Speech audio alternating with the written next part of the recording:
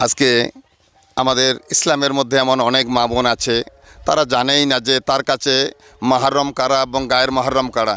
এই জন্য একটা মেয়ে আসতেছে, ছোট্ট একটা মেয়ে আসতেছে। আসসালামু আলাইকুম। ওয়ালাইকুম আসসালাম। কেমন আছো? আলহামদুলিল্লাহ, ভালো আছি। মাশাআল্লাহ। আচ্ছা বোনু, বলো তো, তুমি কি জানো যে একজন মেয়ের কাছে মাহরম কয়জন? 14 জন। 14 জন পুরুষ না? তুমি কি বলতে পারবে এই 14 জন কারা কারা?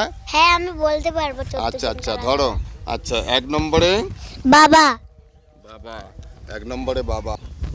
2 নম্বরে আপন দাদা, 3 নম্বরে আপন নানা, 4 নম্বরে আপন মামা, 5 নম্বরে আপন চাচা, 6 নম্বরে আপন ভাই, 7 নম্বর, স্বামী, 8 নম্বরে, আপন ছেলে, 9 নম্বরে, আপন ভাইয়ের ছেলে, 10 নম্বরে, আপন বোনের ছেলে, 11 নম্বরে, আপন ছেলের ঘরের নাতি, 12 নম্বরে, আপন মেয়ের ঘরের নাতি, 13 নম্বরে, আপন শ্বশুর জামাই, 14 নম্বরে।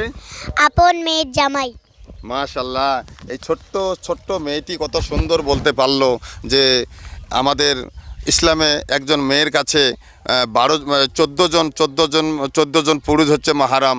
আমরা সবাই বেশি বেশি করে শেয়ার করে সমস্ত মা বোনদের এটা জানানোর চেষ্টা করবো ইনশাআল্লাহ।